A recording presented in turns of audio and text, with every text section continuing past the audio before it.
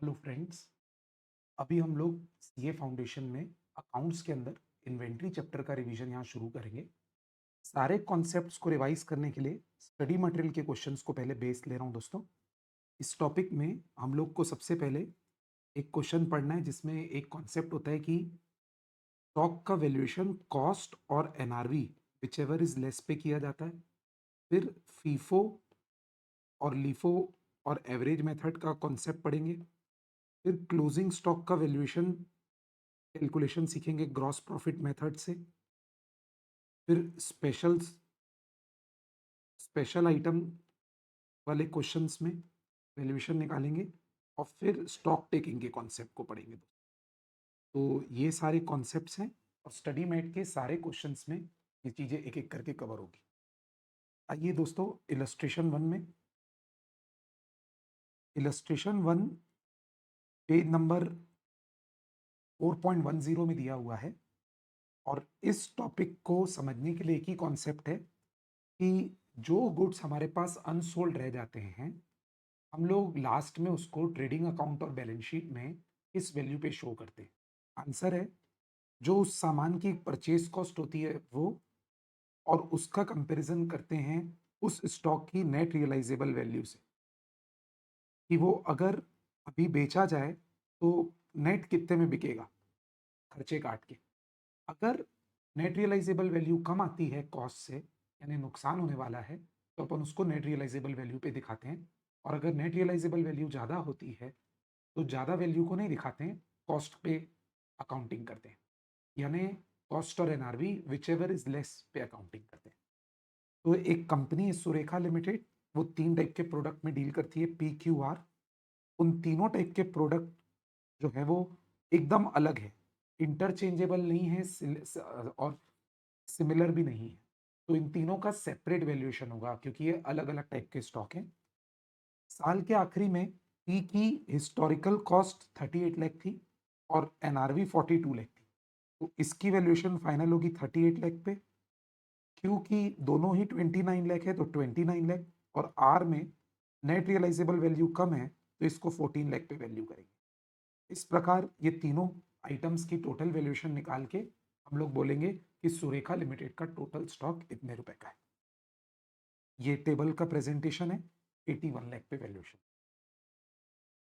अब आते हैं दोस्तों स्टोर लेजर बनाने से रिलेटेड क्वेश्चंस में।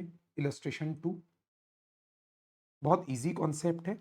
इसमें हम लोगों को क्लोजिंग स्टॉक का वैल्यूएशन निकालना है। एक कंपनी है जो कंडेंसर्स परचेज की है। कंडेंसर उसका रॉ मटेरियल है, रेडियो सेट बनाने में काम आता है। जो 4 दिसंबर को परचेज किए थे 900 यूनिट्स 50 रुपीज़ के रेट से। 10 दिसंबर को 400 यूनिट्स 55 के रेट से। 11 दिसंबर को इतनी क्वांटिटी इस रेट से। ऐसे करके 5 अलग अलग डेट्स पे परचेज किए और 1600 यूनिट्स इशू हो गए थे दिसंबर के महीने में। टिल 18 दिसंबर लिखा है। क्वेश्चन कह रहा है टोटल 1600 यूनिट्स इशू हुए 18 दिसंबर तक। तो दोस्तों, अगर हम लोग फर्स्ट इन फर्स्ट आउट से सोचें तो फर्स्ट इन फर्स्ट आउट में क्या होता है, जो स्टॉक पहले खरीदा हुआ है वो इशू होता है। तो 1600 यूनिट्स अगर 18 दिसंबर तक इशू हुए हैं तो सबसे पहले 4 दिसंबर वाले 900 यूनिट निकल गए होंगे। के बाद 10 दिसंबर के भी 400 यूनिट इशू हो गए होंगे, टोटल 1300 हो गया। और 300 यूनिट भी इस 11 दिसंबर वाले माल से इशू हुए होंगे, यहाँ पे जोड़ के 1600 यूनिट इशू हो गए। और 18 दिसंबर को हम लोग पूरे 1600 यूनिट्स इशू कर चुके होंगे, जो कि हमने December 4, December 10 और December 11 को खरीदे थे। फिर उसके बाद 19 दिसंबर को 200 यूनिट जो नए परचेज हुए और 28 दिसंबर को जो 800 यूनिट नए परचेज हुए, ये हमारे स्टॉक में रह गए होंगे। और इसीलिए अगर हम लोग क्लोजिंग इन्वेंट्री 31 दिसंबर को कैलकुलेट करें तो ये 200 यूनिट 60 रुपए वाले और ये 800 यूनिट 47 वाले हमारे पास बचे हुए होंगे। इसकी वैल्यूएशन 49 से। अगर इसी क्वेश्चन को last in first out method से बनाया जाए तो कैसे बनेगा। देखिए डेटा कैसे लेना है बेटा, जो परचेज का डेटा है ना वो यही रहेगा। स्टडी मैट खोल के रखिएगा, ये 4, 10, 11, 19 और 28, 4, 10, 11, 19 और 28, ये 5 अलग अलग डेट्स को परचेज हुआ था और ये डेट्स पे इशू हुआ था। ये क्वेश्चन है, ठीक है। तो सबसे पहले ना एक बात याद रखना, क्रोनोलॉजिकली देखना पड़ता है। क्रोनोलॉजिकली मतलब डेट वाइज। तो फोर्थ को परचेज हुआ था, फोर्थ को परचेज हुआ था, तो पहले स्टोर लेजर बनाएंगे बेटा ऐसे, डेट, रिसिप्ट, इशू और क्लोजिंग बैलेंस का। उसके अंदर कॉलम रहेगा क्वांटिटी, रेट और अमाउंट का। तो फोर्थ को आप लोग देखिए 900 यूनिट परचेज हुए थे 50 के रेट से। तो 4 दिसंबर को 900 यूनिट परचेज हुए थे 50 के रेट से, तो यही क्लोजिंग बैलेंस बनेगा, ठीक है। फिर फिफ्थ को इशू हुए 500 यूनिट, तो फिफ्थ नेक्स्ट डेट है, फिफ्थ को इशू हुए 500 यूनिट, तो यही वाले में से इशू हुआ होगा दोस्तों, और तो कोई वैरायटी नहीं है हमारे पास।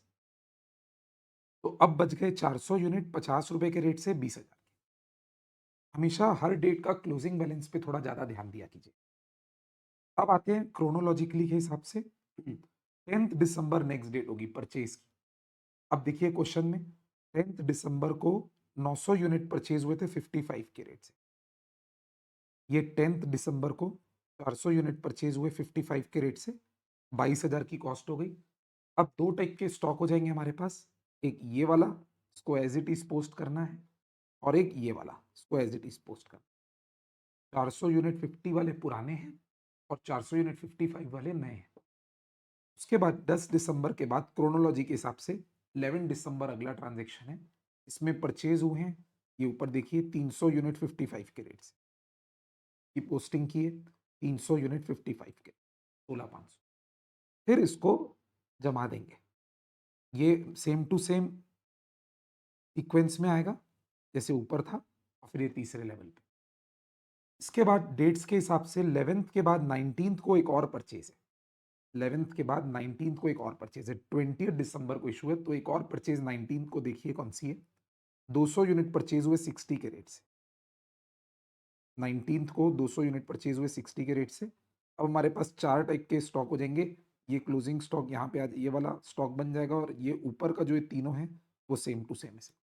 फीफो और लिफो में याद रखना, क्लोजिंग स्टॉक लिखने के समय सबको अलग अलग रखते हैं, एवरेज मेथड में सबको मिक्स करते हैं। इसके बाद दोस्तों ये चार स्टॉक्स के बाद 19 दिसंबर के बाद 20 दिसंबर को इशू करने हैं 600 यूनिट। 600 यूनिट जब इशू होंगे तो माइंड यू लीफो मेथड चल रहा है, लास्ट इन फर्स्ट आउट। तो 20 दिसंबर को जब 600 यूनिट इशू होने होंगे ना, तो यहां से बेटा ये देखिए, यहां से निकालना शुरू करेंगे, जो लास्ट में आया था ना उसको निकालना पहले शुरू, इसको पड़े रहने देंगे, निकालेंगे अपन यहां से। तो 600 इशू करने के लिए ये 200 पहले यूज हुए होंगे, 200 इंटू 60, फिर 300 ये इशू हुए होंगे 300 इंटू 55, अभी भी 500 हुआ, और 100 इसमें से निकाले होंगे, इसमें से 100 निकाले होंगे, 100 इंटू 55। ये वाला कॉलम मेन समझ में आना चाहिए बेटा, देख लो फिर से रिपीट कर रहा हूं, पहले ये 200 ये वाले, फिर ये 300 ये वाले, और उसके बाद इसमें से 100, ये इतने खर्च हो गए। अब बचा क्या क्या, ऊपर वाला 100, ऊपर वाला पूरा बचा हुआ है 400 इंटू 50, ये ऊपर वाला पूरा बचा हुआ है, और इस वाले में से 100 निकल गए तो 300 इंटू 55 ये बचा। तो फाइनली आपका ये पोजीशन रहेगा 20 दिसंबर को, सबसे मेन डेट 20 दिसंबर ही है इस क्वेश्चन। इसके बाद डेट वाइज चलते हैं, 20 दिसंबर के बाद अगली डेट आएगी 28 दिसंबर, ये वाली 28 दिसंबर को आप करने वाले हो परचेज 800 यूनिट 47 के रेट से। ये 800 यूनिट आपने खरीदे 47 के रेट से, और अब आपको स्टॉक अपडेट करना है, तो ये वाला एज इट इज आएगा, ये वाला पहले एज इट इज आएगा, और ये वाला भी जुड़ जाएगा साथ में, ये वाला भी साथ में जुड़ जाएगा। तो तीन टाइप के स्टॉक रहेंगे, ये दोनों और एक ये, ओके। और फिर 28 दिसंबर की परचेज के बाद 29 दिसंबर को 500 यूनिट्स इशू करने हैं, तो 29 दिसंबर में गए 500 यूनिट्स इशू करने थे। तो अब आपके पास ये देखिए बेटा, ये थी लेटेस्ट पोजीशन स्टॉक की, ये वाली, ये थी लेटेस्ट पोजीशन। तो गौर से देखिएगा, 500 यूनिट्स इशू करने हैं, तो जो सबसे आखिरी में खरीदे हुए हैं उसमें से इशू करेंगे, यानी इसमें से इशू करेंगे। तो इसमें से इशू किए तो 47 में से निकला। तो अब बचेगा क्या? ऊपर वाला ये पूरा बच गया, ये वाला भी बच गया, और इस वाले में से 300 बचेंगे। तो 400 इंटू 50, 300 इंटू 55 और 300 इंटू 47, ये लास्ट एंड फर्स्ट।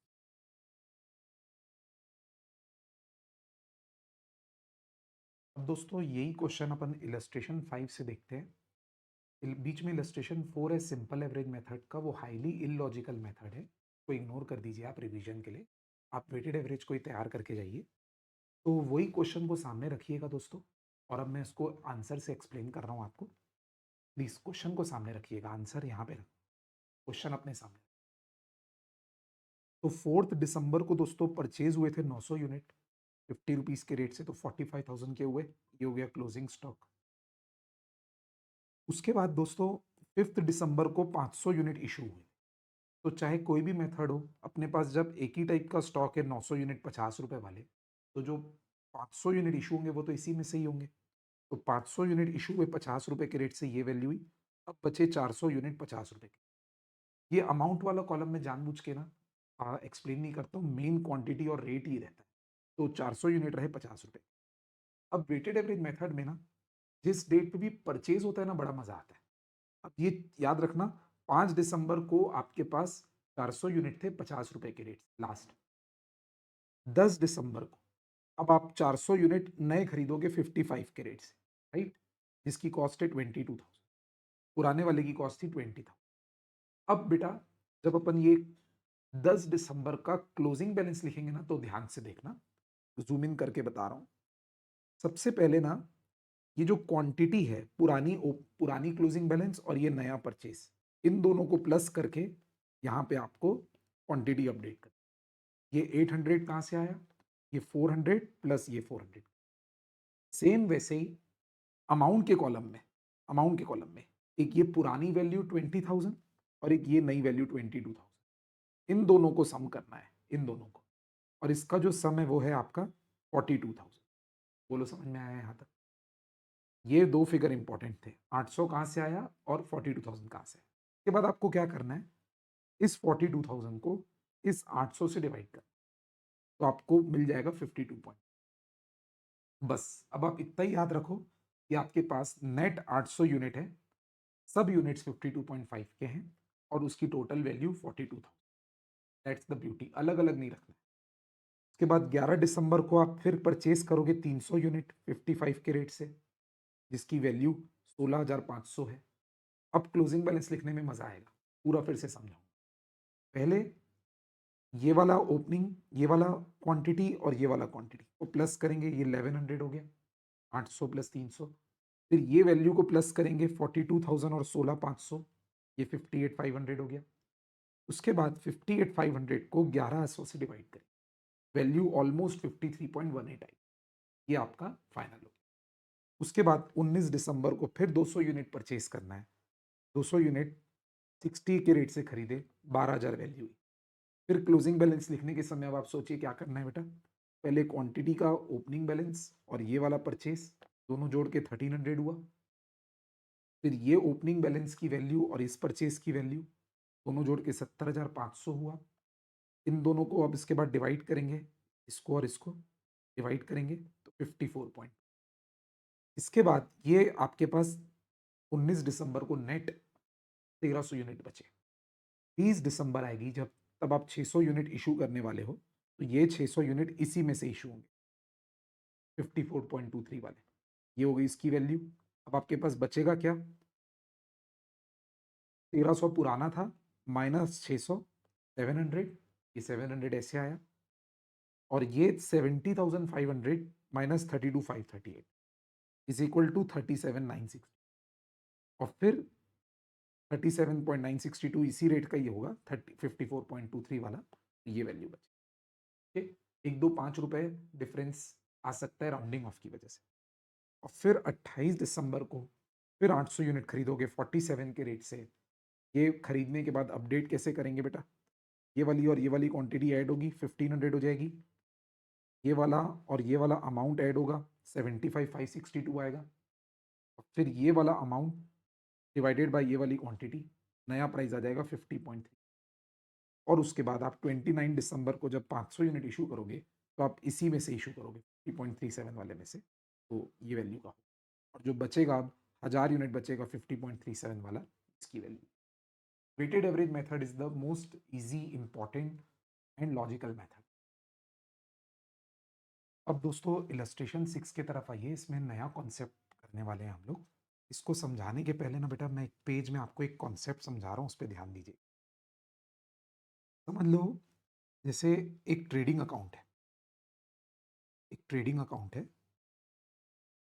इसको थोड़ा अलग वे में बताऊंगा मैं। ट्रेडिंग अकाउंट में ओपनिंग स्टॉक आता है दोस्तों,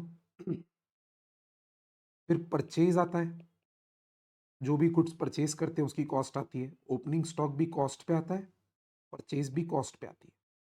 और कोई डायरेक्ट एक्सपेंस लगा होता है तो वो भी आता है। इसका जो सम है ना दोस्तों, इसको कहते हैं cost of goods available for cell. ठीक है। और क्रेडिट साइड में क्या आता है? सेल्स। सेल्स का मतलब क्या होता है कि सोल्ड गुड्स या सोल्ड यूनिट्स को सेलिंग प्राइस से मल्टीप्लाई करते हैं तो सेल्स आता है, राइट। और एक होता है क्लोजिंग स्टॉक। प्लीज इसमें मैं रेड पेन से एक चीज बताना चाहता हूं। वैसे तो ट्रेडिंग अकाउंट में क्लोजिंग स्टॉक में जो अनसोल्ड यूनिट्स होते हैं उसको क्लोजिंग स्टॉक बोलते हैं, उसको कॉस्ट पे वैल्यू किया जाता है। बट एक बार के लिए अगर मैं इसको भी सेलिंग प्राइस पे ही वैल्यू करूं एक बार के लिए, तो ये दोनों का जो सम है ना, ये कहलाएगा sale value, sale value of cost of goods available for sale. आप बोलोगे सर आप ये क्यों करवाए, क्या लॉजिक था इसको करने का? एक लॉजिक है दोस्तों। ये जो sale value of goods available for sale और ये cost of goods available for sale है ना, इसके हेल्प से हम लोग कंपनी का ग्रॉस प्रॉफिट रेट निकालना चाहते हैं। ग्रॉस प्रॉफिट रेट, ये वर्ड सुन लीजिए, ग्रॉस प्रॉफिट रेट। और उसका फॉर्मूला क्या है सुन लीजिए। ग्रॉस प्रॉफिट रेट का मतलब है कि ये सेल वैल्यू को, ये वाली सेल वैल्यू को माइनस किया जाए ये वाली कॉस्ट से। ठीक है। और इसका जो डिफरेंस होगा उसको डिवाइड किया जाए सेल वैल्यू से। यानी अगर मैं 1 मिनट फिगर्स रख दूं, मान लो ये फिगर 1 है और ये फिगर 2 है, तो मैं फॉर्मूला क्या बोल रहा हूं, 2 - 1/2। इससे आपको कंपनी का ग्रॉस प्रॉफिट रेट पता। फिर आप पूछेंगे सर इस ग्रॉस प्रॉफिट रेट का मैं क्या करूं? बहुत इजी। ये जो आपको क्लोजिंग स्टॉक की सेल वैल्यू दी रहेगी ना, आपके क्वेश्चन में आपको क्लोजिंग स्टॉक की कॉस्ट निकालना है और आपको क्वेश्चन में दिया रहेगा closing stock at sale value. इस closing stock at sale value में आप ग्रॉस प्रॉफिट रेट माइनस कर दीजिए, तो आपका कॉस्ट ऑफ क्लोजिंग स्टॉक आ जाएगा। ये है कॉन्सेप्ट। ठीक है। अब इसको एग्जीक्यूट करके मैं आपको दिखा रहा हूं, बड़ा मजा आएगा। आइए दोस्तों इसका क्वेश्चन देखते हैं। ये क्वेश्चन है XYZ are in retail business. Following information is obtained from the records ending for the year 31st March 22। एक साल का डेटा है। Goods received from supplier 15,75,500। अभी इसमें ट्रेड डिस्काउंट माइनस होना बाकी है, टैक्सेस लगना बाकी है, वो कर लेंगे हम लोग। ट्रेड डिस्काउंट 3% है, GST 11%। तो बेटा क्या करना है, इस अमाउंट में 3% माइनस करना है, फिर जो आंसर आएगा उसमें 11% प्लस। पहले 11% प्लस करके फिर 3% माइनस करेंगे तो भी आंसर वही आएगा। तो कैलकुलेटर में यूज कीजिए 1575,500 माइनस 3%, आंसर आ रहा होगा 1528,235। इसमें प्लस 11% GST ऐड कीजिए, आंसर आ रहा होगा 1696,341। करके देखिए। तो देखिए ये -3% 1528 235 आया, उसमें ऐड किए 11%, इतना आया 1636 340। इसके बाद ये पैकिंग एंड ट्रांसपोर्टेशन चार्जेस जो होते हैं ये डायरेक्ट कॉस्ट होते हैं, वो ऐड करने, तो 1696 341 प्लस ये वाला कॉस्ट 87,500, ये आपका डेबिट की तरफ आएगा। और जो सेल्स है यानी सोल्ड यूनिट्स की सेलिंग प्राइस 22,45,500, ये क्रेडिट की तरफ आएगा। और क्लोजिंग स्टॉक बेटा एट सेलिंग प्राइस दिया हुआ है 235, इसी 235 वाले सामान की अपने को कॉस्ट निकाल, तो ये 235 इस तरफ आया। अब आप मेरे मेथड के हिसाब से ये सेल वैल्यू निकालिए, sale value of goods available for sale बोलते हैं इसको, तो ये आएगा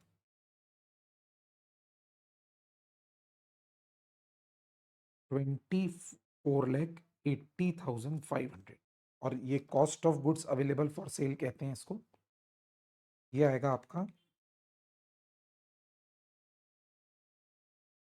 दोनों को जोड़ के 17,83,841, इन दोनों का डिफरेंस कीजिएगा और डिफरेंस को सेल वैल्यू से डिवाइड कीजिए, तो इनका जो डिफरेंस है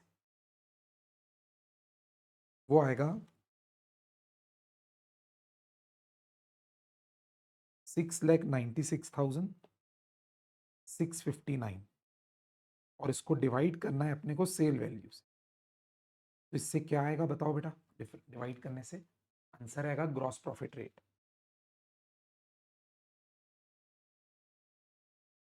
28.085%, 28.085%, ये ग्रॉस प्रॉफिट।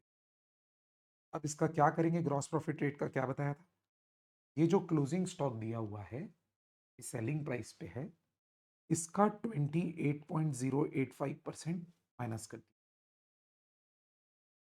तो सीधा इसकी कॉस्ट आ जाएगी 2,35,000 माइनस 28.085%, आंसर आएगा 1,69,000, 1,69,000 होगा आपका क्लोजिंग स्टॉक का। ये स्टडी मैट वालों का प्रेजेंटेशन है, ये लोग रफ फिगर लिए हैं, हमारा एग्जैक्ट लेंगे तो 160। Hope you have understood. Similar दोस्तों इलस्ट्रेशन 7 एकदम सेम कॉन्सेप्ट है, ये प्रोफॉर्मा वाइज समझा रहा हूँ आपको। ये परचेज निल है, ओपनिंग स्टॉक सॉरी निल है, तो ओपनिंग स्टॉक निल हो गया कॉस्ट पे, परचेज हमेशा कॉस्ट पे लिया जाता है, तो ये रहा 2 लाख, परचेज 2 लाख, ये सेल्स ड्यूरिंग द ईयर दिया हुआ है 2 लाख, सेल्स लिख दिए 2 लाख, और क्लोजिंग स्टॉक अगर सेलिंग प्राइस पे दिया है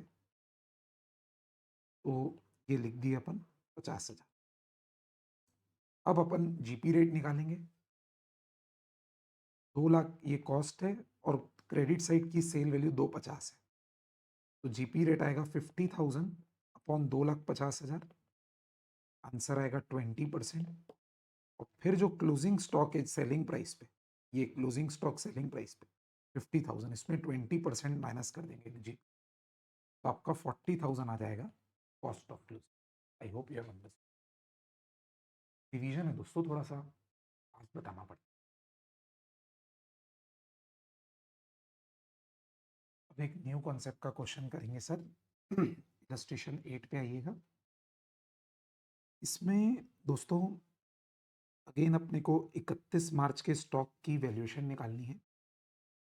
ओपनिंग स्टॉक दिया है 1 अप्रैल 21 का 142,500, ये ऑलवेज एट कॉस्ट रहता है। परचेजेस दिए हुए हैं, मैन्युफैक्चरिंग एक्सपेंस दिए हुए हैं, ये तीनों बेटा ट्रेडिंग अकाउंट में आते हैं। सेलिंग एक्सपेंस और एडमिन एक्सपेंस और फाइनेंशियल एक्सपेंस ये पीएल अकाउंट के आइटम्स है, या ये नेट प्रॉफिट निकालने के टाइम पे काम आएंगे। इन्वेंट्री वैल्यूएशन निकालने में कोई काम नहीं आएंगे, ये इन्वेंट्री वैल्यूएशन के लिए कोई काम के नहीं है, ठीक है। फिर सेल्स दी हुई है साल भर की 12,45,000, बस। अब कॉन्सेप्ट क्या होता है इन सब क्वेश्चंस में, आपके पास जितने की cost of goods available for sale है, ये ओपनिंग स्टॉक और परचेज और मैन्युफैक्चरिंग एक्सपेंस, इन तीनों को प्लस करते ना तो cost of goods available for cell, ये नया वर्ड आपके सामने इंट्रोड्यूस कर, ओपनिंग स्टॉक, परचेज और मैन्युफैक्चरिंग एक्सपेंस, यानी ट्रेडिंग अकाउंट में जो जो चीजें डेबिट होती है ना, उन सबके सम को बोलते हैं cost of goods available for cell. ये वर्ड बहुत काम का है इस कॉन्सेप्ट को समझने के। ये क्या होता है, जो ट्रेडिंग अकाउंट बनाते हैं ना अपन, ट्रेडिंग अकाउंट, उसमें जो ओपनिंग स्टॉक लिखते हैं, परचेज लिखते हैं और मैन्युफैक्चरिंग एक्सपेंस लिखते हैं, इन तीनों चीजों के सम को बोलते हैं cost of goods available for. और जो क्रेडिट साइड होता है उसको सोल्ड यूनिट्स की वैल्यू और क्लोजिंग स्टॉक की वैल्यू बोला जाता है। दोस्तों, अगर अपने को क्वेश्चन में दिया होगा कि इस cost of goods available for cell में कुछ आइटम को नॉर्मल ग्रॉस प्रॉफिट रेट में नहीं बेचा गया है, या तो लॉस में बेचा गया है या सुपर प्रॉफिट में बेचा गया है, तो उसको मैं एबनॉर्मल आइटम बोलता हूँ। तो एबनॉर्मल आइटम की कॉस्ट डेबिट साइड से हटा दी जाएगी और एबनॉर्मल आइटम की सेल वैल्यू क्रेडिट साइड से हटा दी जाएगी, ताकि नॉर्मल गुड्स की कॉस्ट और नॉर्मल गुड्स की सेल वैल्यू अलग से दिखाई दे, और फिर एबनॉर्मल वाले सामान को अलग से देखेंगे। करके बता रहा हूं क्या लिखा है, देखिए बेटा।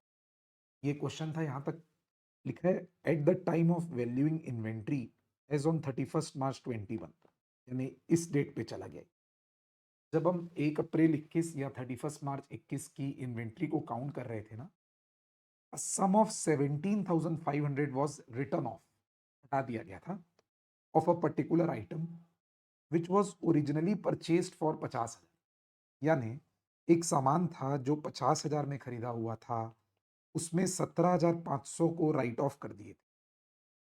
तो अब उसकी जो कैरिंग अमाउंट रही होगी ना, वो 32,500 रही होगी, ये उसकी कैरिंग वैल्यू रही होगी। यानी ये जो 142,500 दिया हुआ है ना आपको ओपनिंग स्टॉक, उसमें ये वाला सामान जो अजीब टाइप का आइटम है, ये 32,500 पे शामिल रहा हो, 32,500।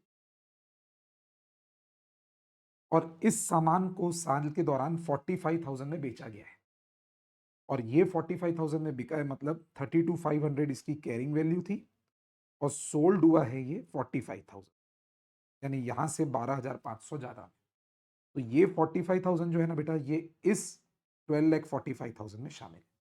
ओके, क्वेश्चन में आगे क्या लिखा है, ये वाली लाइन पढ़ेंगे, ये वाली लाइन ब्लू से पढ़ रहा हूं। बारिंग दिस ट्रांजेक्शन या barring the transaction relating to this item, यानी इस आइटम को छोड़ के कंपनी पूरे बिजनेस में ग्रॉस प्रॉफिट कमाती है 20% ऑन सेल, यानी 12,45,000 की इस सेल को हटा दिया जाए तो जो 12 लाख की सेल हुई है उसमें कंपनी ने 20% ग्रॉस प्रॉफिट अर्न किया।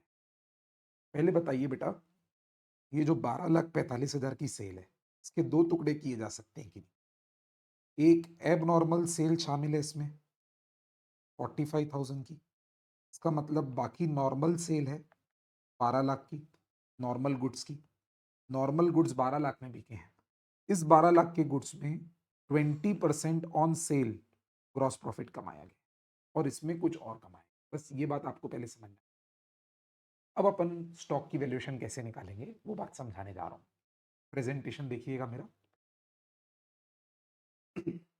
ये मैंने अपनी क्लास में ऐसे समझाया था। ओपनिंग स्टॉक सबसे पहले 142,500 दिया हुआ था, क्वेश्चन से मिला लीजिए। परचेज दिया हुआ था 762,500, और मैन्युफैक्चरिंग एक्सपेंस दिया 1,50,000। तीनों को जोड़ेंगे पहले, 10,55,000 अमाउंट आंसर आएगा। तो क्या बोलेंगे, बोला था मैं आपको, cost of goods available for sale. और ये 10,55,000 में नॉर्मल और एबनॉर्मल गुड्स दोनों का कैरिंग अमाउंट शामिल है।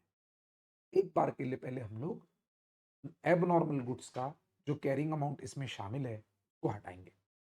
एबनॉर्मल गुड्स का कैरिंग अमाउंट है 32,500, और वो ओपनिंग स्टॉक में शामिल, तो इसमें से उसको हटा दिए 32,500 को, तो 10,22,500 बचे। ये आपका नॉर्मल गुड्स एक अलग दुकान में चले गए, नॉर्मल गुड्स बिकने के लिए तैयार है, अलग दुकान में चले गए। नॉर्मल गुड्स बिकने के लिए जो तैयार है, वो अलग दुकान में चले गए। उसकी कॉस्ट है 10, 20 टू 500। नॉर्मल गुड्स की अलग दुकान बना लीजिए। अब इस नॉर्मल गुड्स में से जितने की कॉस्ट के गुड्स बिक गए होंगे, तो अपने को पता चलेगा कि कितने नॉर्मल गुड्स हमारे पास बचे हैं। और बेटा मुद्दे की बात सुनो, जो नॉर्मल गुड्स बचे होंगे ना, वही आपका टोटल क्लोजिंग स्टॉक होगा। क्योंकि जो एब नॉर्मल गुड्स है वो तो बिक चुके, उसको तो अपने को सोचना भी नहीं है। तो अब अभी तक आप प्लीज एक चीज बस याद रख लीजिए कि नॉर्मल गुड्स की एक अलग दुकान कर दी अपन ने। उसकी कॉस्ट है, उस सामान की कॉस्ट है 10, 20 टू 500, नॉर्मल गुड्स की दुकान। उसके बाद अब मैं आपको बताऊंगा कि नॉर्मल गुड्स कितने की कॉस्ट के सेल हो गए, कितने की कॉस्ट के इस 10, 20 टू 500 में से कितने की कॉस्ट के नॉर्मल गुड्स बिक गए, ताकि अपना बचत जाए, बैलेंसिंग फिगर रह जाए कि कितने की नॉर्मल, कितने की कॉस्ट के नॉर्मल गुड्स हमारे पास दुकान में बचे हैं। तो normal goods available for cell 10,22,500 है। अब मैं निकालना चाहता हूं कि इसमें से कितने की कॉस्ट के गुड्स बिक गए। तो इसका एक वर्किंग नोट बना रहा हूं बेटा, वर्किंग नोट, ये स्टार करके छोड़ा हूं। वर्किंग नोट यहां से कैसे निकालेंगे नॉर्मल गुड्स कितने की कॉस्ट के बिक गए। पहले अपन क्वेश्चन में ओरिजिनल जो सेल दी है ना, वहां से चालू करें। टोटल सेल 1245, और जैसे मैंने बताया था इसमें 45,000 की एब नॉर्मल सेल भी शामिल है, उसको हटाएंगे। तो नॉर्मल गुड्स जो बिके, जो नॉर्मल गुड्स बिके, उसकी सेल वैल्यू बची 12 लाख। और इस 12 लाख से अपने को निकालना है कि जो नॉर्मल गुड्स बिके, जितने बिके वो 12 लाख की सेल वैल्यू वाले, उसकी कॉस्ट क्या रही होगी। तो आंसर है, इन 12 लैक्स पे अपन ने 20% ग्रॉस प्रॉफिट रेट कमाया है। तो 12 लाख में से 20% का ग्रॉस प्रॉफिट एलिमेंट हटा दीजिए, तो 9,60,000 आंसर आएगा। ये 9,60,000 रिप्रेजेंट करेगा कि जितने की नॉर्मल गुड्स हमारे पास अवेलेबल फॉर सेल थे, जिसकी कॉस्ट 10, 20 टू 500 थी, उसमें से 9,60,000 की कॉस्ट के नॉर्मल गुड्स बिक गए। तो 9,60,000 जो आया वो यहाँ माइनस। अब जो बचा ये 60 टू 500, ये क्या रिप्रेजेंट कर रहा है कि वो जो नॉर्मल गुड्स की दुकान थी ना, में 60 टू 500 की कॉस्ट के गुड्स नॉर्मल वाले बचे हुए हैं। और मेरे दोस्तों, जो एबनॉर्मल गुड्स हैं वो तो बचे हुए हैं भी नहीं, तो सिर्फ यही हमारा टोटल क्लोजिंग स्टॉक हो जाएगा। ये है दोस्तों आपका स्टडी मैट का इलस्ट्रेशन 8। और अगर इसी ट्रांजैक्शन में हमसे नेट प्रॉफिट भी पूछा होता, तो उसके लिए भी मैं आपको एक चीज समझाना चाहता हूं, कैसे प्रोफॉर्मा से बनाएंगे। देखिए, पहले अपन जो नॉर्मल गुड्स बेचे उसका ग्रॉस प्रॉफिट कैलकुलेट करेंगे, 12 लाख का 20%, 2,40,000। फिर जो एब नॉर्मल गुड्स बेचे थे उसमें जो प्रॉफिट लॉस हुआ होगा उसको भी कंसिडर करेंगे। तो 45,000 में सेल किए, 32,500 उसकी कॉस्ट थी, 12,500 प्रॉफिट जनरेट हुआ। और जो ये दोनों प्रॉफिट है हमारे, और जो 3 फाइनेंशियल एक्सपेंसेस लगे हैं उसको अपने को माइनस कर, तो प्रॉफिट है। दोस्तों इसी कॉन्सेप्ट का ना एक मिलता जुलता क्वेश्चन करा रहा हूँ आपको स्टडी मटेरियल में, पेज नंबर 4.29 में क्वेश्चन नंबर 2 पे ध्यान दी। ये क्वेश्चन है सर, यहाँ पर पेज नंबर है आपका 4.29। यहीं पे इसको सॉल्व करके पूरा दिखाऊंगा मैं आपको क्वेश्चन नंबर 2 को। सिमिलर कॉन्सेप्ट है, यहीं पे समझ। फिर से अपने को 31 मार्च 22 का क्लोजिंग स्टॉक निकालना है। तो ओपनिंग स्टॉक दिया हुआ है 7 लैक्स, परचेज दिया हुआ है 34,60,000, और मैन्युफैक्चरिंग एक्सपेंस दिए हुए हैं 7 लाख। तो पहले बेटा अपन ये सब ऐड करेंगे। ओपनिंग स्टॉक 7 लाख, परचेज पूरे साल भर का 34,60,000, मैन्युफैक्चरिंग एक्सपेंस को ऐड करेंगे 7 लैक्स। तो एक बार इन सब का सम निकाल लीजिए, 14 लाख प्लस ये 48,60,000 आ जाएगा।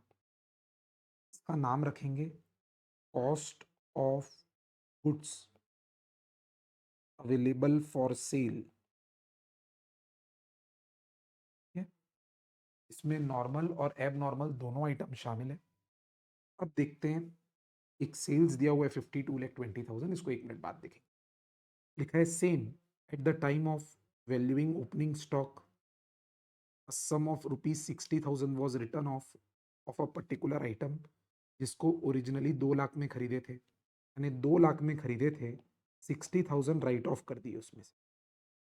तो अब उसकी कैरिंग वैल्यू जो बची है वो 140 बची, यानी इस ओपनिंग स्टॉक में वो वाला सामान 1,40,000 का है और उसको बेचा गया 160 में।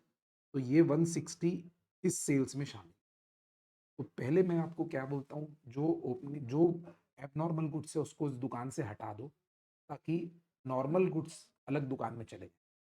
तो इसमें माइनस किया मैं carrying value of abnormal item. तो एबनॉर्मल आइटम इसमें कितने में शामिल है बेटा, ये अमाउंट पे 1,40,000।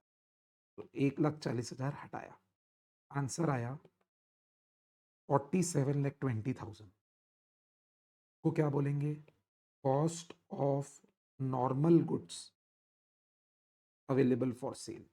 Cost of normal goods available for cell, ठीक है। अब बेटा इसी वैल्यू में से बस जो नॉर्मल गुड्स सोल्ड हो गए होंगे उसकी कॉस्ट माइनस करना है। Cost of normal goods sold, ये बस एक बार माइनस हो जाएगा ना, तो अपने पास बच जाएगा अनसोल्ड नॉर्मल गुड्स की cost. Cost of unsold normal goods ये बचेगा। और ये निकालेंगे कैसे, जिसको मैं स्टार किया हूं, उसके लिए आपको यहाँ पे वर्किंग नोट बनाना पड़ेगा। टोटल सेल से शुरू करना पड़ेगा। टोटल सेल क्वेश्चन में देख लीजिए, ये दी हुई है आपको 52,20,000, ये वाला फिगर 52,20,000 से आपने शुरू किया। इसमें एब नॉर्मल सेल को हटाएंगे। एब नॉर्मल सेल कितने में हुई थी, 1,60,000 को हटाएंगे। तो अब बचेगा आपके पास 50,60,000 रुपी, ये आपका sale value of normal goods है।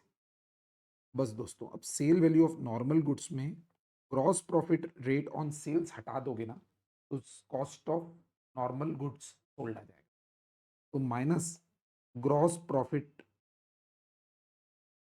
रेट। ग्रॉस प्रॉफिट रेट अगर आप ये क्वेश्चन में देखोगे तो ये 25% ऑन कॉस्ट दिया है, इसको कन्वर्ट करके 20% ऑन सेल मान लेंगे। तो इसका मतलब इस 50,60,000 में 20% बस आपको डिस्काउंट करना है, तो वैल्यू बचेगी 40,48,000। यानी हमने 40,48,000 के नॉर्मल गुड्स बेच दिए। Cost of normal goods sold. तो बेटा अपने पास अवेलेबल फॉर सेल थे नॉर्मल गुड्स 47,20,000, उसमें से 40,48,000 के नॉर्मल गुड्स बिक गए। तो अब हमारे पास 6,72,000 के नॉर्मल गुड्स नॉर्मल दुकान में पड़े हुए हैं, देखिए कॉस्ट। और माय डियर फ्रेंड्स, एब नॉर्मल गुड्स तो बिक गए, वो तो बचा ही नहीं है। तो यही हमारा फाइनल आंसर हो जाएगा, यही हमारा टोटल स्टॉक की कॉस्ट बची। अब दोस्तों नेक्स्ट क्वेश्चन की तरफ चलते हैं। ये आपका स्टडी मटेरियल का इलस्ट्रेशन 9 है। स्टडी मटेरियल का इलस्ट्रेशन 9, स्टडी मटेरियल मैं स्टॉक टेकिंग का कॉन्सेप्ट समझा रहा हूँ।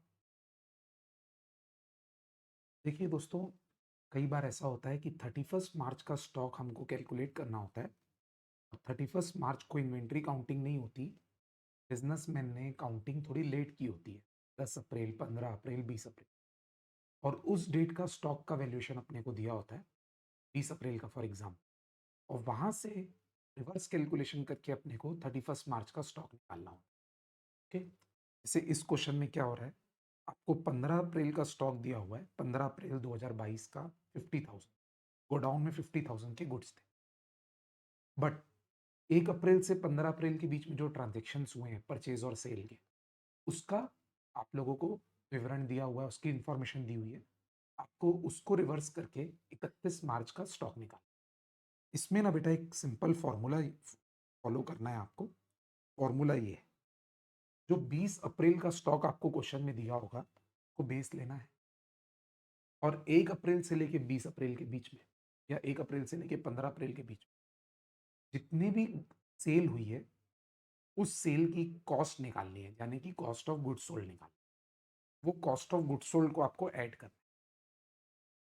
है। ऐड करने का लॉजिक क्या है कि ये सामान इन 15 दिनों में हमारे यहाँ से चला गया तो ऊपर वाले इन्वेंट्री में ये माइनस हो गया होगा, इस वाले में माइनस हो गया, जबकि 31 मार्च को ये सामान हमारे पास था, तभी इसको ऐड बैक किया, यानी इस वाले माल में इन 15 दिन की सेल माइनस हो चुकी है, जबकि 15 दिन पहले तो ये माल हमारे पास मौजूद था। इसलिए जो जो इन 15 दिनों में निकला है हमारे यहाँ से, वो ऐड बैक होगा। ये लॉजिक है। 3 चीजें ऐड करना है आपको इस दौरान जो सेल हुई, वो अप्रूवल बेसिस पे भी जो सेल हुई होगी ना, उसकी भी कॉस्ट आपको ऐड बैक करनी है। और अगर आपने कोई फ्री सैंपल सामान इशू किया होगा इस दौरान, वो भी ऐड बैक। माइनस क्या क्या करना है, जो इन 15 दिनों में इनफ्लो आया होगा ना, वो माइनस करना है, यानी जो परचेज रिसीव हुई होगी इन 15 दिनों में, वो माइनस करना है। और अगर आपके पास ओवरऑल कोई भी सामान कंसाइनमेंट बेसिस में पड़ा हुआ है, जिसमें आप कंसाइनी हो और आपके पास वो अनसोल्ड पड़ा हुआ है, तो उसके आप मालिक नहीं हो, उसको आपको माइनस। ये प्रोफॉर्मा को ध्यान रखिएगा, बहुत इंपॉर्टेंट प्रोफॉर्मा है। और इसके बाद इलस्ट्रेशन 9 आइए सर। एक कंपनी का ओपनिंग स्टॉक, ये 15 अप्रैल का ओपनिंग स्टॉक 50,000 था। पूरा स्टार्टिंग से पढ़ रहा हूँ। 31 मार्च को अकाउंट्स बनाते हैं। कुछ रीजंस की वजह से 15 अप्रैल को काउंटिंग हुई और 15 अप्रैल को 50,000 का स्टॉक है और 31 मार्च और 15 अप्रैल के बीच में ये ट्रांजेक्शन। तो सेल्स हुई 41,000। इसमें कैश सेल 10,000 शामिल है, ये यूजलेस है। 41,000 की सेल हुई, ये इंपॉर्टेंट है। उसमें सेल्स रिटर्न भी आया 1,000 का, तो उसको बोलेंगे नेट सेल जो हुई, वो तो हुई सिर्फ 40,000 की। ठीक है बेटा। और कंपनी कमाती है 20% ऑन सेल ग्रॉस प्रॉफिट। तो इस वाली सेल का जो कॉस्ट ऑफ गुड्स सोल्ड होगा वो 80% होगा। तो 32,000 COGS होगा दोस्तों। 32,000 को आपको ऐड बैक कर 32,000 को आपको ऐड बैक कर ये देखिए, ये 50,000 से आप शुरू करेंगे और 32,000 को ऐड बैक करेंगे। ठीक? आगे बढ़ते हैं। इस दौरान परचेज हुआ 5034 का गुड्स, जिसमें 1990 का कैश परचेज है, यूजलेस है। कैश हो चाहे क्रेडिट हो, हमको कोई मतलब नहीं है। परचेज रिटर्न का कोई ट्रांजेक्शन नहीं है। तो इन 15 दिनों में ये 5034 का गुड्स हमने रिसीव किया।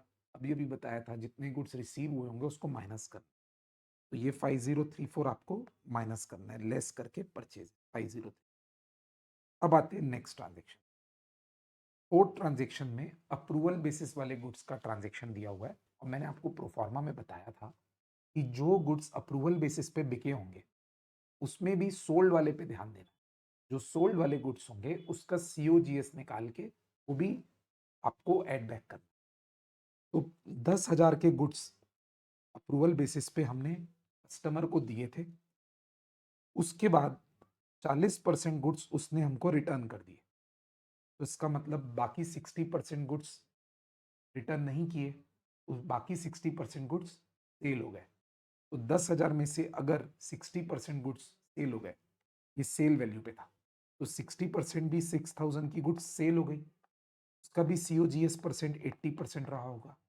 तो 4,800 की गुड्स हमारे सेल हुए, जो 4,800 की कॉस्ट के, उसका भी सेल्स COGS वाला इफेक्ट लेंगे, यानी इससे इस 32,000 को ऐड बैक किए थे, इस 4,800 को भी COGS को ऐड बैक। नेक्स्ट आइटम दिया हुआ है कंसाइनमेंट वाला। उसका मैं आपको क्या कॉन्सेप्ट बताया था बेटा अभी। अगर हमारे पास कोई गुड्स कंसाइनमेंट बेसिस पे अनसोल्ड पड़े हुए हैं, हम कंसाइनी हैं, हम एजेंट हैं, तो वो सामान हम ओनर नहीं है उसके, तो उसको, अगर वो हमारे स्टार्टिंग वाले फिगर में शामिल है, तो उसको हटाना पड़ेगा। तो लिखा है the trader received goods costing 8,000। तो हमको 8,000 के गुड्स बेचने के लिए मिले थे मार्च में।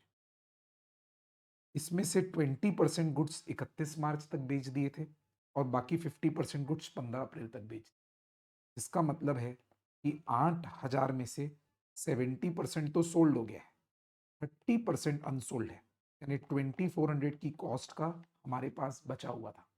तो हम ये मानेंगे कि इस 50,000 के स्टार्टिंग पॉइंट में 2400 रुपीज ये शामिल है।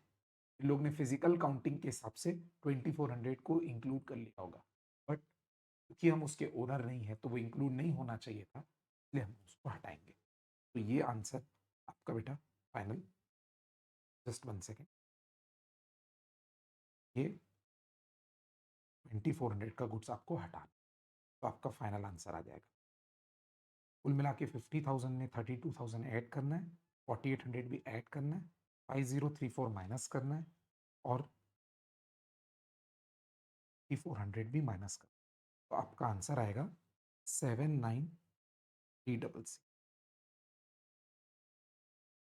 ये दोस्तों इलस्ट्रेशन 10 करेंगे। ये भी वैसे ही क्वेश्चन है। इसमें 10 अप्रैल को स्टॉक लिया गया 16,75,000 का, तो ये हमारा स्टार्टिंग पॉइंट बनेगा। इन्वेंट्री एज ऑन 10 अप्रैल 16,75,000। ये आगे लिखा है इस 31 मार्च और 10 अप्रैल के बीच में सेल्स हुई है 68,750 और प्रॉफिट मार्जिन है 33.33% on cost, which is like 25% on sale, यानी COGS परसेंट है 75%। एक चीज ढूंढ रहा हूं मैं कि कहीं सेल्स रिटर्न तो नहीं है। सेल्स 68,750 की दी हुई है और कोई सेल्स रिटर्न नहीं है, तो 68,750 में से 68,750 को अगर आप 75% से मल्टीप्लाई कर देंगे तो इसका COGS आ जाए। तो 68,750 में सेल्स रिटर्न भी है दोस्तों। जस्ट अ सेकेंड, ये रहा। During this period goods were added to inventory at markup price, मतलब sale price of 3,000 in respect of sales return. तो 68,750 में 3,000 सेल्स रिटर्न का हटाइए, फिर नेट सेल्स आएगी, उसका 75% कीजिए तो COGS आएगा। ये अमाउंट आएगा दोस्तों 49,313 को ऐड बैक करना। नेक्स्ट, इस दौरान परचेज हुई थी 90,000 की। 90,000 में 10% डिस्काउंट मिला था, तो नेट परचेज 81,000 की हुई। 81,000, तो 81,000 की क्योंकि नेट परचेज हुई थी और परचेज को अपन फॉर्मूले के हिसाब से क्या करते हैं, माइनस करते हैं। तो ट्रेड डिस्काउंट माइनस करने के बाद वाला ही फिगर जुड़ा होगा, तो हटाएंगे भी उतना ही। तो नेट परचेज जो है 81,000 है, उसको माइनस कर। और क्या ट्रांजेक्शन दिया है, लिखा है ये अलग से। हम लोग काउंटिंग करने के समय एक स्लो मूविंग स्टॉक को देखें जिसकी कॉस्ट 11,250 थी, जिसको लेना चाहिए 5,250 के हिसाब से, तो 11,250 उसकी कॉस्ट थी, यानी जो अपना स्टार्टिंग पॉइंट है ना 16,75,000, उसमें ये 11,250 शामिल है, जो हमको अब लग रहा है कि इसको 5,250 में लेना चाहिए, कि फेयर वैल्यू 5,250 है। का मतलब इसमें 6,000 कम करना चाहिए, ऐसा हमको लगा। तो 6,000 कम कर देते हैं भैया। ये 6,000 loss due to slow moving item के नाम से माइनस करेंगे। इसके अलावा बेटा एक और आइटम ऐसा ही है, हैवी फ्लड की वजह से 15,500 के गुड्स हमको सप्लायर से रिसीव हुए थे कस्टमर की डिलीवरी डेट से आगे, यानी एक कस्टमर का ऑर्डर हम लोगों को डिलीवर करना था एक ड्यू डेट तक, पर वो ड्यू डेट तक हमको गुड्स रिसीव नहीं हो पाया, फ्लड की वजह से वो लेट रिसीव हुआ। वो सामान 15,500 का था कॉस्ट का, तो हम उसको 15,500 पे वैल्यू किए थे और 16,75,000 में वो शामिल है 15,500 के रेट। बट अब कस्टमर डिलीवरी लेने से इनकार कर रहा है और अब हमको लग रहा है कि वो गुड्स 12,500 का होना चाहिए, यानी 15,500 के हिसाब से हम वैल्यू करके रखें, जबकि अब हमको लगता है कि वो 12,500 से वैल्यू होना। यानी इसमें भी 3000 का राइट ऑफ होना है। तो 3000 का राइट ऑफ इसमें भी कर दीजिए दोस्तों। Loss due to delayed supply आपका 31। नेक्स्ट क्वेश्चन दोस्तों, आपको आपकी स्टडी मटेरियल के पेज नंबर 4.29 के प्रैक्टिकल क्वेश्चंस में पढ़ा रहा हूं सर। फर्स्ट क्वेश्चन पे ध्यान दीजिएगा। X, who was closing his books on 31st March 22, failed to take actual stock which he did on 9th April। और 9th अप्रैल को स्टॉक की वैल्यू है 2.5 लाख, तो स्टार्टिंग पॉइंट 2.5 लाख रहे। Value of stock on 9th April 2.5 lakh. It was found that sales are entered in sales books on the same day of dispatch and return inwards as and when the goods are received। ये line और and purchases are entered in purchase day book once the purchases are received, यानी purchase invoice मिलने पर purchase की entry हो जाती है और सेल्स तब रिकॉर्ड होती है जब गुड्स डिस्पैच होते हैं, और सेल्स रिटर्न तब रिकॉर्ड होता है जब गुड्स वापस आते हैं। का कोई खास इफेक्ट लेती नहीं सीरियस। अब इस दौरान ये जो 10 दिन थे बीच के 9 दिन, उसमें क्या ट्रांजेक्शन हुआ? सेल्स हुई है सर 17,200 की और परचेज हुई है 1200 की। पहले सेल्स की बात करते हैं। सेल्स 17,200 की हुई है, तो इसका COGS निकालना है। Gross profit rate 33.33% on cost दिया है, यानी 25% ऑन सेल हुआ। तो इस 17,200 का COGS 75% मल्टीप्लाई करने से आएगा और वो अपने को एड बैक करना। 17,200 की सेल 75% COGS 12,900 आंसर आएगा, ये एड बैक। अब परचेज की बात करते हैं। इस दौरान 1200 की परचेज हुई थी, ये इंटरवीनिंग पीरियड, बट उसमें से अभी तक 500 की गुड्स रिसीव ही नहीं हुई है। अगर 500 की गुड्स रिसीव नहीं हुई होगी ना दोस्तों, तो अभी तक 700 की गुड्स ही रिसीव हुई है, अकाउंटिंग भी उसी की हुई है। स्टॉक में परचेज भले ही रिकॉर्ड हो गया होगा 1200, उसकी एंट्री चिंता नहीं है, बट अभी तक अगर 500 के गुड्स रिसीव नहीं हुए तो 700 के ही रिसीव हुए। तो जो स्टॉक है ना बेटा, ये जो स्टॉक है ना, जहां से अपन शुरू किए 2.5 लाख, इसमें जो इंक्लूड हुआ होगा ना, वो सिर्फ 700 इंक्लूड, क्योंकि 500 के अभी तक रिसीव ही नहीं हुए, 700 के रिसीव, तो 700 ही इंक्लूड हुआ होगा ऐसा माना जाएगा, क्योंकि ये लोग फिजिकल स्टॉक से शुरू किए 2.5 लाख से। तो 2.5 लाख रुपए के एक्चुअल स्टॉक में सिर्फ 700 ही शामिल है, क्योंकि 500 को तो अभी तक आया ही नहीं है। तो 700 ही आया है, तो 700 इंक्लूड हुआ होगा स्टॉक में, ये मानते हुए हम लोग 700 को अंडू करेंगे। 700 ऐसी परचेज जो हमारे स्टॉक में इंक्लूडेड है वो सिर्फ 700 की है, तो वो रिकॉर्ड हटा रहे हैं। और इसके बाद एक और सामान, ऐसे गुड्स जो कि मार्च में इनवॉइस तो हो गए थे, मार्च में परचेज में रिकॉर्ड हो गए होंगे, बट वो रिसीव हुए थे 4 अप्रैल को, तो स्टॉक में शामिल हुए वो इन 7 दिनों में। अब इन 7 दिनों में अगर ये रिकॉर्ड हुए हैं, तो ये 7 दिन में रिसीव हुए और रिकॉर्ड हुए स्टॉक में, जबकि अपने को निकालना है 31 मार्च का स्टॉक। तो 31 मार्च के दिन ये फिजिकली तो हमारे पास थे नहीं, और क्वेश्चन में पूछ रहा है कि 31 मार्च को फिजिकल स्टॉक कितना था। तो 31 मार्च को फिजिकल स्टॉक में ये 1,000 रुपए का गुड्स शामिल नहीं था, हमारे पास नहीं था। जबकि जिस स्टॉक से हम शुरू किए 2.5 लाख से, वो 9 अप्रैल का स्टॉक है, और 9 अप्रैल के काउंटिंग में ये 1,000 का गुड्स इंक्लूड हो गया होगा, क्योंकि ये 4 अप्रैल को रिसीव हुआ है। तो 4 अप्रैल को रिसीव होने की वजह से ये 2.5 लाख में तो शामिल हो चुका है, ये बात पक्का है, बट 31 मार्च को तो हमारे पास नहीं था, इसलिए इसको माइनस करें।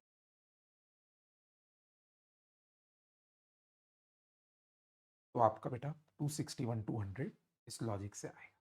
और ये सारा मैं कॉन्सेप्ट नोट भी दिया था, लॉजिक भी दिया था, ये भी पढ़ना चाहें तो पॉज करके पढ़ सकते।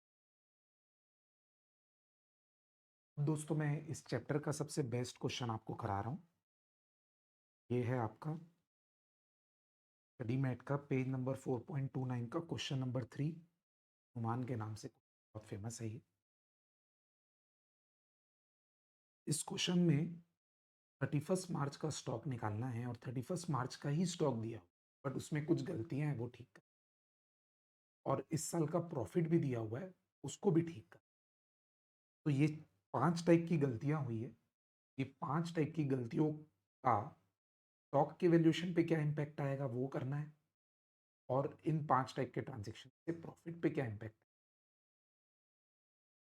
The PL account of Hanuman showed net profit of 6 lakhs after considering closing stock of 370। यानी मिस्टर हनुमान का क्लोजिंग स्टॉक 375 लिया गया था, और उसके हिसाब से इनका प्रॉफिट, नेट प्रॉफिट ये 375 आया। बट जब बुक्स को स्क्रूटिनी किया गया, यानी डिटेल में चेक किया गया, तो ये सब जानकारी मिली।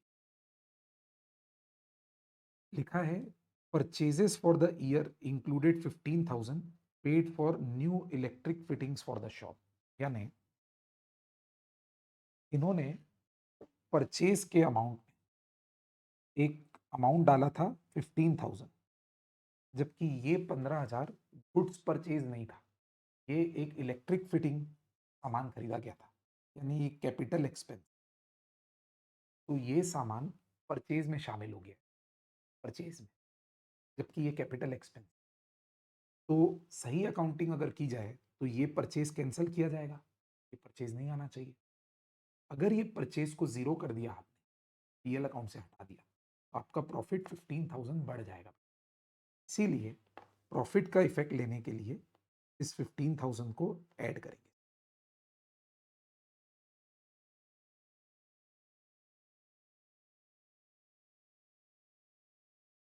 प्रॉफिट 6 लाख आया है, सॉरी मैं गलत लिख दिया। क्लोजिंग स्टॉक 375 लेने से प्रॉफिट 6 लाख आया, तो ये प्रॉफिट 15,000 ऐड बैक होगा।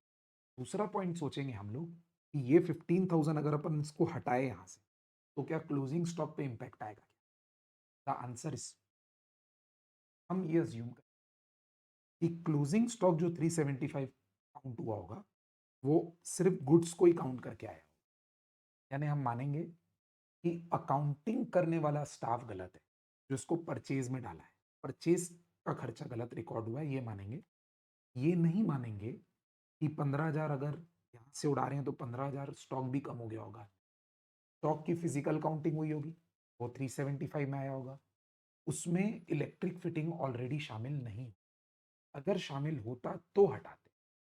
हम ये मानेंगे कि इलेक्ट्रिक फिटिंग को काउंट नहीं, वो सही कैलकुलेट, इसलिए उसको नहीं हटा। ये मैं साथ में नोट्स दिया हूं बेटा। इसकी एंट्री होगी electric fitting debit to purchase, तो परचेज कम हो जाएगा तो प्रॉफिट बढ़ेगा, और क्लोजिंग स्टॉक पे कोई इंपैक्ट नहीं आएगा क्योंकि हम अज्यूम कर रहे हैं कि इलेक्ट्रिक फिटिंग क्लोजिंग स्टॉक में शामिल नहीं। अगर इलेक्ट्रिक फिटिंग भी क्लोजिंग स्टॉक में शामिल होती तो 375 में वो गलत वाला 15,000 शामिल होता और उसको भी हम हटाते। बट हम मान रहे हैं कि क्लोजिंग स्टॉक तो गोडाउन में जाके चेक किया गया होगा, सिर्फ गुड्स की काउंटिंग हुई होगी, इलेक्ट्रिक फिटिंग की नहीं। That's the logic. Second, Hanuman gave away goods valued 40,000 as free sample for which no entry was made in his account। तो सही ठीक करने के लिए बेटा अपने को उसकी बुक्स में एंट्री पास करनी पड़ेगी। एंट्री होगी, सैंपल एक्सपेंस डेबिट होगा और परचेज क्रेडिट होगी। पहले प्रॉफिट पे इंपैक्ट सोचिए, प्रॉफिट पे कोई इंपैक्ट नहीं आएगा। रीजन, क्योंकि आप परचेज 15,000 40,000 कम करोगे, परचेज 40,000 कम करोगे, तो एक सैंपल एक्सपेंस नाम का एक एक्सपेंस भी तो बुक करोगे नया 40,000 का, तो एक खर्चा कम होगा, दूसरा खर्चा बढ़ेगा, तो प्रॉफिट पे इंपैक्ट नहीं है। अब बचता है क्लोजिंग स्टॉक पे इंपैक्ट। क्लोजिंग स्टॉक पे भी कोई इंपैक्ट नहीं आएगा क्योंकि हम ये अज्यूम कर रहे हैं कि 375 की जब काउंटिंग हुई होगी तो ये 40,000 हट गया होगा ऑलरेडी, जो कि हटना भी चाहिए। ये बात,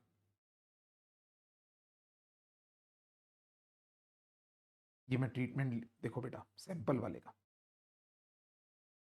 40,000 वाला, ये एंट्री हुई, purchase expense will reduce by 40,000, sample expense will be new created by 40,000, no impact on closing stock, because it is assumed that the closing stock of 375 is counted after deducting 40. तो कोई impact नहीं होगा ना profit पे stock पे। अगला point, third point, invoices for goods amounting to like 50,000 have been entered on March 27. तो invoices for goods have been entered, यानी परचेज रिकॉर्ड हो गया 2.5 लाख का, परचेज रिकॉर्ड हो गया 2.5 लाख, बट इसको स्टॉक में इंक्लूड करना भूल गए। ये तो बहुत बड़ा गुना हो गया। इसका मतलब ये हो गया कि परचेज 2.5 लाख का रिकॉर्ड हो गया है, पर कायदे से तो क्लोजिंग स्टॉक में भी 2.5 लाख आना चाहिए अगर ये गुड्स अनसोल्ड है, वो नहीं हुआ है।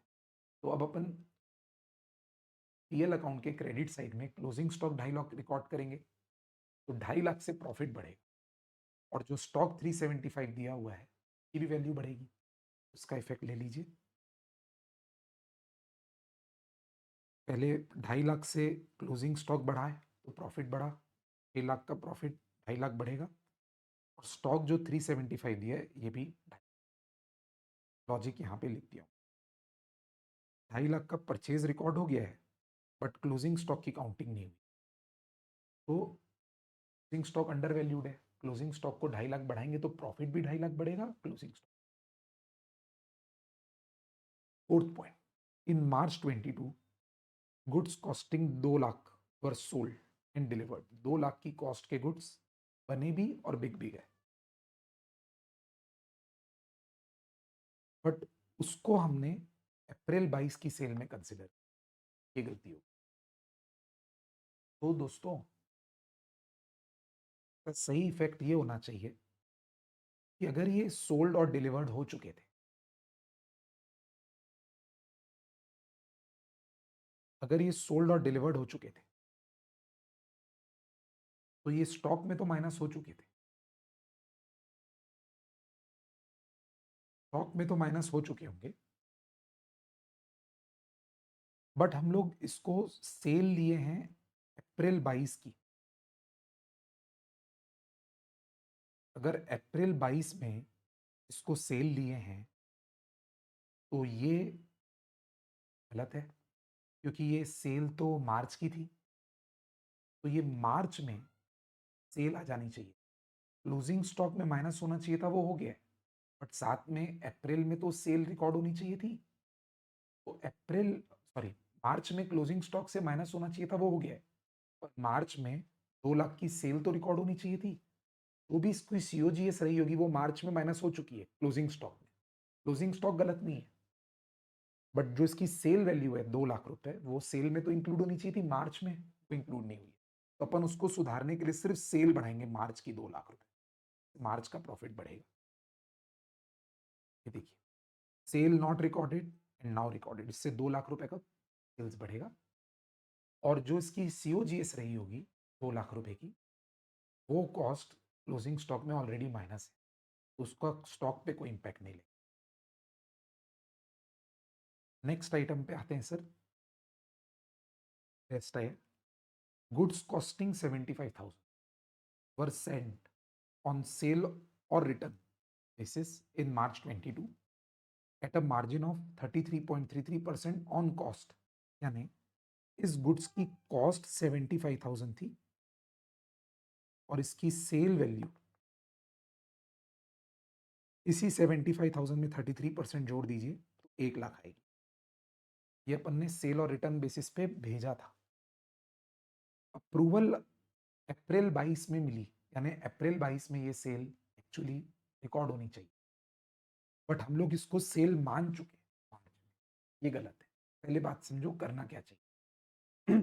करना ये चाहिए था कि मार्च में हमको इसको क्लोजिंग स्टॉक के रूप में सिर्फ 75,000 इंक्लूड करना चाहिए था, बट हम क्या किए हैं, हम इसको मार्च में क्लोजिंग स्टॉक में नहीं लिए हैं, हटा दिए, और इसकी सेल ले ली है 1 लाख रुपए।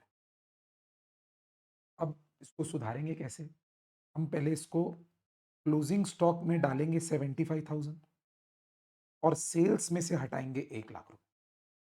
तो सेल्स अगर 1 लाख कम करोगे बेटा, तो सेल्स 1 लाख कम करने से प्रॉफिट 1 लाख कम होगा, बट क्लोजिंग स्टॉक साथ में रिकॉर्ड करोगे 75,000, तो प्रॉफिट बढ़ेगा 75,000, ये प्रॉफिट का इम्पैक्ट हो।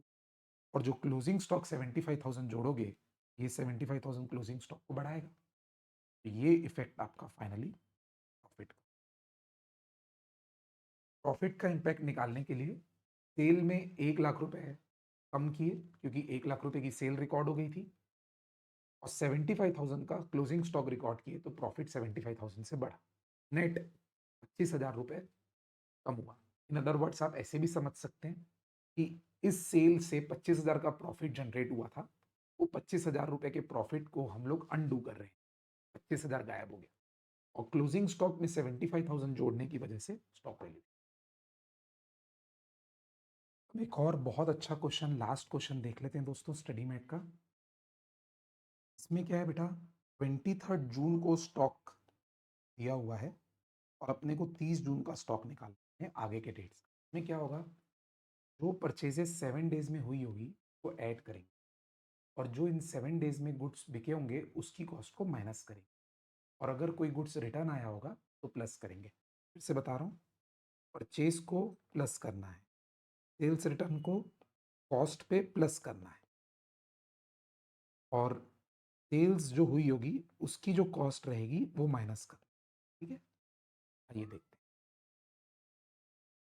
23 जून को फिजिकल स्टॉक था 48 लाख, तो ये स्टार्टिंग पॉइंट बनेगा आपका, 48 लाख का स्टार्टिंग पॉइंट फिजिकल स्टॉक।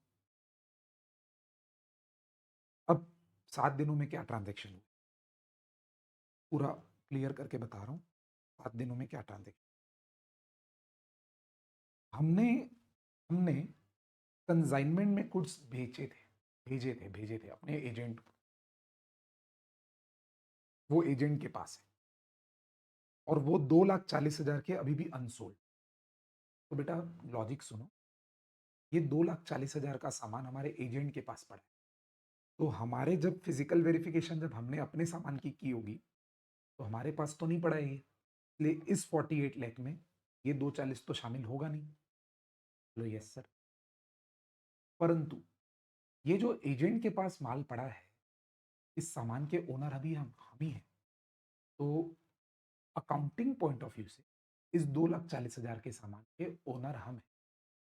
और ये क्वेश्चन आपसे आखिरी में वैल्यू ऑफ स्टॉक पूछे, यानी हम लोग को फिजिकल वैल्यू नहीं, अकाउंटिंग पॉइंट ऑफ व्यू से वैल्यू। तो इसके हिसाब से, क्योंकि अपने को अकाउंटिंग वैल्यू निकालनी है, तो ये 240 का भी सामान के ओनर हम हैं, इसलिए ये इंक्लूड, जबकि इस 48 लाख में ये इंक्लूड नहीं है। इस लॉजिक से बेटा ये 48 लाख के सामान में 240 को प्लस करेंगे, जो कंजाइनी के पास अनसोल्ड गुड्स है वो ऐड करेंगे, क्योंकि यहाँ पर उसके ओनर है, लॉजिक में लिख के। नेक्स्ट, 4 लाख के परचेज हुए इसी 7 दिन में, उसमें से 160 के गुड्स तो रिसीव हो गए, डिलीवर भी हो गए, तो रिसीव हो गए, इसको तो जोड़ेंगे ही 160 के। 5 जुलाई को फिर से पढ़ रहा हूँ, 4 लाख के गुड्स परचेज हुए, जिसमें से 160 के गुड्स 5 जुलाई को रिसीव हुए, यानी 31 मार्च तक या 31 जून तक रिसीव नहीं हुए। Very important point. तो इसका उल्टा मतलब ये है कि 240 के तो रिसीव हो गए, 240 के जो रिसीव हुए हैं वो तो जुड़ेंगे ही, क्योंकि वो नया परचेज है। बट सवाल उठता है कि क्या 1,60,000 के जो 30 जून तक नहीं मिले वो भी इंक्लूड करना है क्या? तो बेटा अगर क्वेश्चन में फिजिकल स्टॉक पूछता ना, तो मैं उस 160 को इंक्लूड नहीं कर, वो हमको नहीं मिले। बट ये क्वेश्चन में हमको अकाउंटिंग पॉइंट ऑफ व्यू से स्टॉक निकालना है, तो जो 160 का माल रास्ते में है, हम ये ज्यूम करें अगर कि हमारा ड्राइवर ही लेके आ रहा है, तो इस गुड्स का कंट्रोल तो हमारा ही है, तो अकाउंटिंग पॉइंट ऑफ व्यू से हम इस गुड्स के भी ओनर बन गए, तो दोनों टाइप के गुड्स इस लॉजिक से इंक्लूड हो। ध्यान दीजिए, 240 के जो रिसीव हुए वो तो इंक्लूड होंगे ही, जो 160 के हैं गुड्स इन ट्रांजिट उसको भी इंक्लूड करेंगे, क्योंकि अपने को अकाउंटिंग पॉइंट ऑफ व्यू से का स्टॉक निकाल, 30 जून को अकाउंटिंग पॉइंट ऑफ व्यू से हम कितने के गुड्स। नेक्स्ट, 13,60,000 की टोटल सेल्स हुई है, जिसमें से 3,20,000 की अप्रूवल बेसिस वाली सेल है। इसमें से आधी सेल्स रिटर्न हो गई है और हम लोग 20% जीपी अर्न करते हैं सेल्स का। इसमें से एक और सेल शामिल है जो 2,40,000 के कॉस्ट की थी, जिसको अपन ने 1,20 में बेचा। अब अपने को क्या करना है बेटा, एक चीज याद रखो, जितने की कॉस्ट के गुड्स बिके होंगे वो कॉस्ट माइनस करना है, जितने की कॉस्ट के गुड्स रिटर्न आए होंगे ये ऐड। बस ये बात याद रखो। मैं ये दोनों पॉइंट को पूरा तोड़ के आपको सारा का सारा पिक्चर क्लियर कर दूं। उस पिक्चर में आपको बस ध्यान इसका रखना है कि जितने की कॉस्ट के गुड्स बिके होंगे वो माइनस करना है, जितने की कॉस्ट के गुड्स रिटर्न आए होंगे उसको प्लस करना। देखिए बेटा यहां समझा रहा हूं, 13,60,000 की टोटल सेल्स थी, उसमें तीन टुकड़े हैं। एक ये वाली सेल शामिल है, 13,60,000 सेल है ना, पूरी सेल का ब्रेकअप बता रहा हूं। इस 13,60,000 में एक ऐसी सेल शामिल है जो ये एब नॉर्मल वाली गुड्स की है, 240 उसकी कॉस्ट है, 1,20 में वो बिका है, 1,20 की ये सेल वैल्यू शामिल है। एक 3,20,000 की ऐसी सेल शामिल है जो अप्रूवल बेसिस पे हुई थी, तो एक अप्रूवल वाली सेल 3,20,000 की शामिल है। तो इसका मतलब हुआ कि बाकी नॉर्मल सेल कितने की है, तो उसका कैलकुलेशन करिए आप। तो आपका अमाउंट आएगा 13,60,000 माइनस 1,20,000 की एब नॉर्मल सेल माइनस 3,20,000 की ये 9,20,000 की। अब एक और बात, इस 3,20,000 की सेल में दो टुकड़े हैं। 1,60,000 की सेल एक्चुअल में हो गई है और 1,60,000 का सेल रिटर्न हो गया है। ओके, तो अब इसका इफेक्ट क्या करना है, अभी अभी बताया था मैं आपको। सभी टाइप की सेल की कॉस्ट निकाल लीजिए और उन कॉस्ट का क्या ट्रीटमेंट करना है आपको, जो गुड्स सेल हो गए हैं उसकी कॉस्ट माइनस करेंगे और जो गुड्स का रिटर्न हुआ है का आपको एड बैक करना। तो ये 9,20,000 की सामान की 20% हटाइए आप पहले, तो ये 9,20,000 माइनस 20% करोगे 7,36,000 इसकी कॉस्ट आएगी।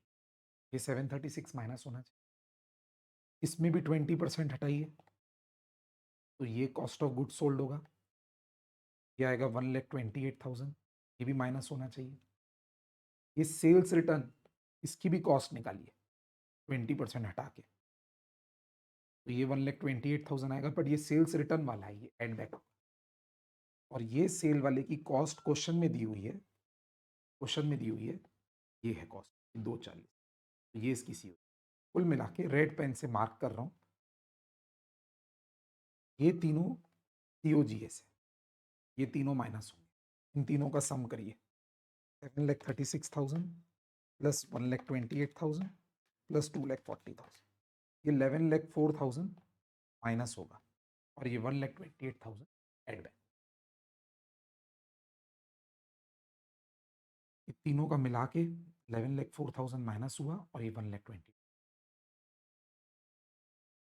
यहाँ पे आपका इन्वेंट्री वैल्यूएशन का बेटा रेडीमेड के सारे क्वेश्चन रिवाइज करवा दिया हूँ मैं, कॉन्सेप्ट रिविजन।